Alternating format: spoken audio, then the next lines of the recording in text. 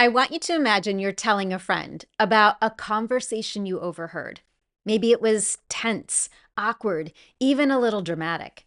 But as you try to explain what happened, you get stuck.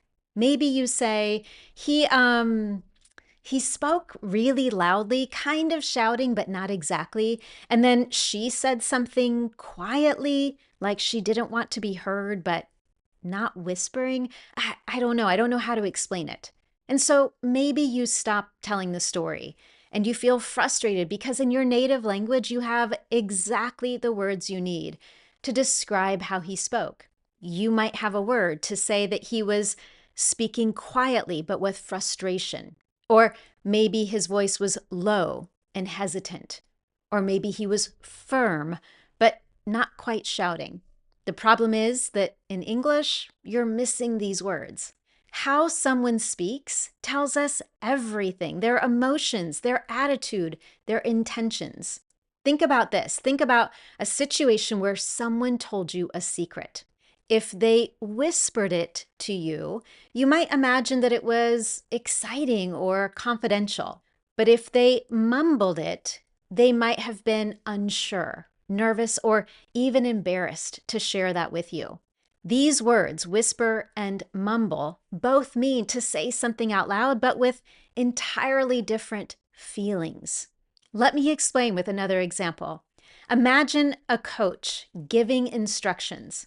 If a coach barks the orders, you would know that they were firm, loud, and authoritative. But if they simply told the team what to do, it sounds much calmer, even passive.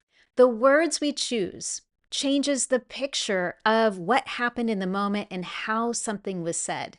But when we don't have these words, our stories feel flat and we get frustrated because we can't say exactly what we want. So today, I want to help you expand your vocabulary with 28 precise, powerful synonyms for the word speak in English. And at the end, I have a little challenge for you to test your know-how and help you practice what you've learned. Let's start with synonyms that focus on volume, because how loud or soft someone speaks completely changes the meaning of their words.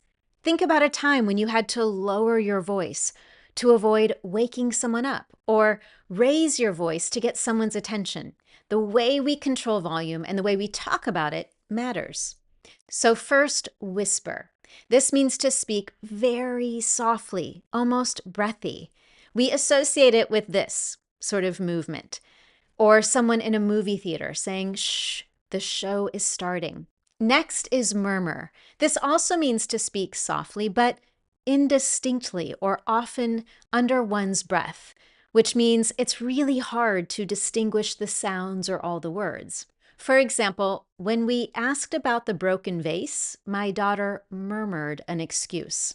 Similar to murmur is mumble. This means to speak in a quiet way, but also in a way that's unclear or hard to understand.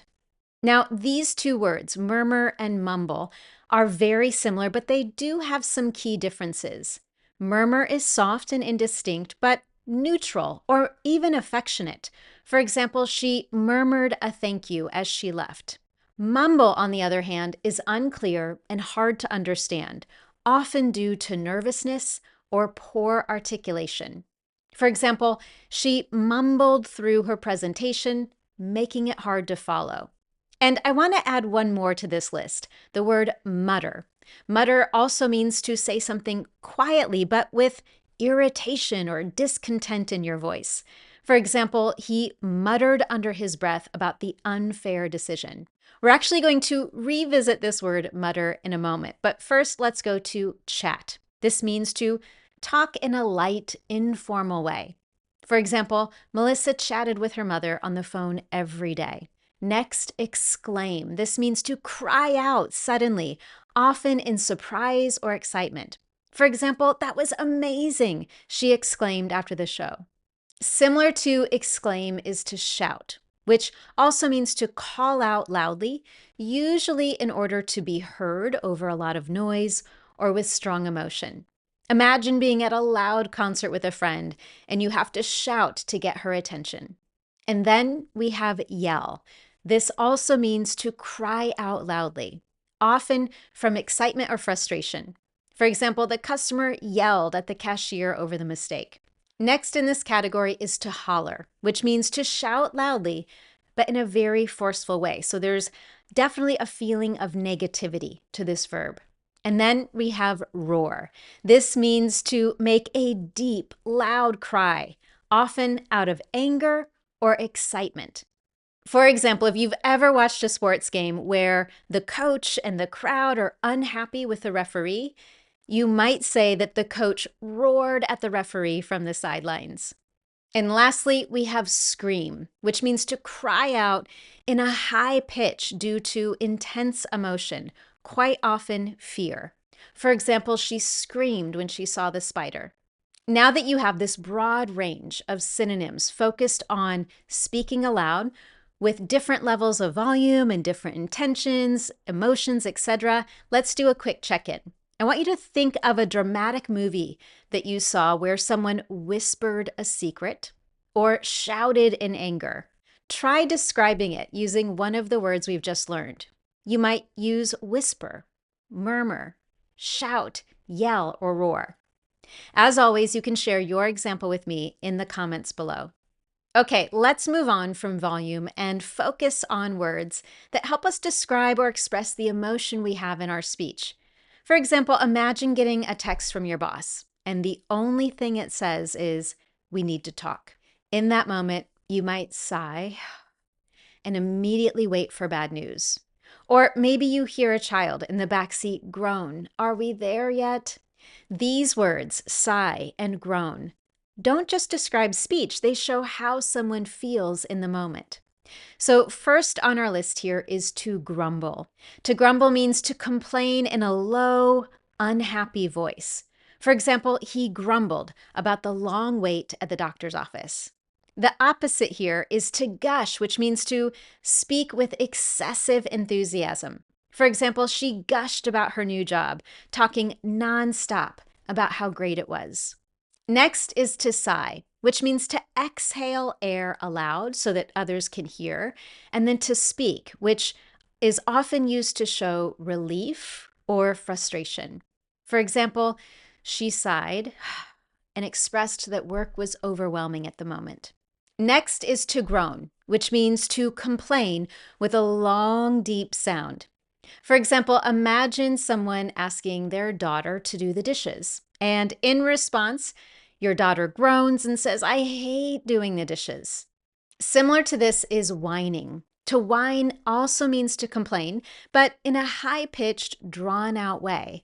For example, imagine a child whining and saying, "I don't want to go."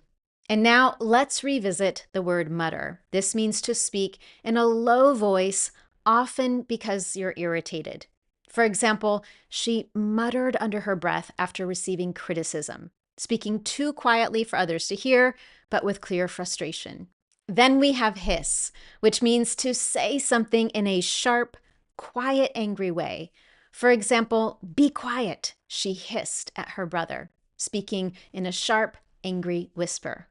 Next in this category is snap. Now, here we don't mean this kind of snap. We mean the way that someone says something suddenly and sharply, often in anger. For example, someone might snap in an argument and say, "Stop interrupting me." Okay, we've got 3 more verbs in this category to really help us show the feeling behind the words. And the next one is bark. Yes, we use this for dogs, but we also use it to say that someone is speaking in a loud, forceful way, often giving commands. For example, the teacher barked instructions at the students.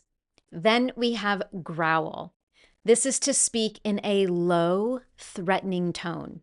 For example, he growled at the waiter about the bad service. And then finally, we have to rant. This means to speak in a loud, passionate, and often angry way. For example, she ranted about the unfair rules. So now let's stop again for a bit of practice before we move on. I want you to imagine this. You wake up late, spill your coffee, and then you realize you forgot an important deadline. How would you react in that moment? Would you sigh in frustration? Would you groan at the mess? Or would you snap at someone because you're feeling angry inside? I want you to try writing an example sentence using one of the words from this category. Now, when we speak, it isn't just about volume or emotion. It's also about speed and rhythm. Some people speak slowly and deliberately. Others rush through their words. I want you to imagine being put on the spot in a meeting. In other words, someone asks you a very unexpected question. Your mind races and your mouth can't keep up. You start stammering, trying to collect your thoughts. Or think about a child excitedly talking about their favorite TV show, and they may start babbling nonstop. These words, stammering and babbling, highlight the differences in flow and completely change how we experience a conversation. So the first word in this category is to ramble. This means to speak for a long period of time in an erratic or very unclear way. There's no obvious direction of the speech.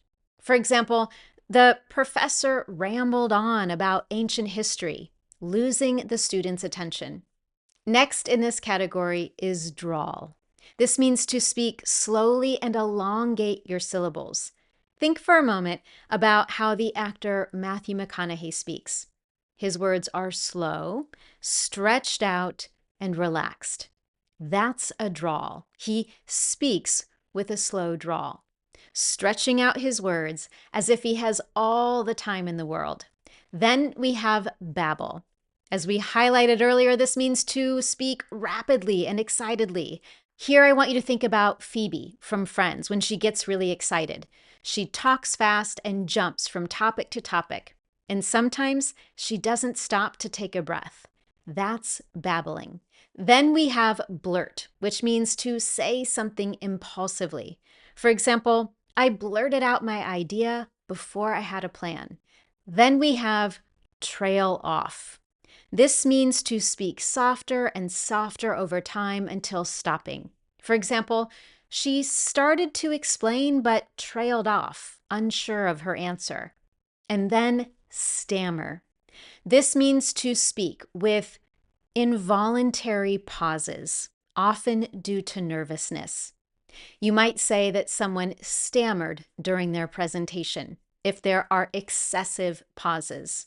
To stammer is slightly different from stutter. To stutter means to speak with repeated sounds due to a speech condition. For example, the student stuttered when introducing himself. You might, for example, hear individuals who have a difficult time pronouncing words that start with P, for example, or B, and they repeat that sound multiple times while they work to express that word. So here's a question for you. Have you ever blurted something out loud without thinking about it first? Or have you ever stammered using too many pauses when feeling nervous? I want you to pick one of the words from this category today and try writing a sentence with it. You now have 28 synonyms for the word speak in English, and now I want to really put them into action. So I have a couple of sentences I'm going to share with you, and I want you to choose the correct synonym for the word speak in each one. You can always write down your answers and then check them with the answers I will provide in the comments below. So number one, imagine that a student is telling a friend about their exam results in a library. Would you use whisper, chat, shout, or murmur? Again, you're telling a friend about exam results in a library. Take a moment, think about those choices, write them down, and then check in the comments below. Question number two, a child is asking for expensive toys at the store. Would you use whine, mutter, rant, or whisper? Take a moment, think about it, and then check your answer below. Question three, a grandmother shares her excitement about meeting her newborn grandchild. Would you use trail off, gush, hiss, or stammer? And finally, an angry customer is complaining about poor service. Would you use the word chat, holler, rant, or stutter? Before we finish today, I want to address one important thing, which is how do you actually transition from learning these words today to remembering them for real life conversations in English? There's no question that expanding your vocabulary in English is important so that you can truly express what you want. And the key to remembering these new words is practice. And that's what we provide inside the Confident Women community. We combine real life practice with feedback and support. So you're certain to make progress, expanding your vocabulary week after week, month after month. If you'd love to learn more, you can click the link in the description below. Now, as always, if you found this lesson helpful to you today, I would love to know. And you can tell me by giving this lesson a thumbs up here on YouTube. While you're at it, also subscribe so you never miss one of my Confident English lessons. Thank you so much for joining me today, and I look forward to seeing you next time.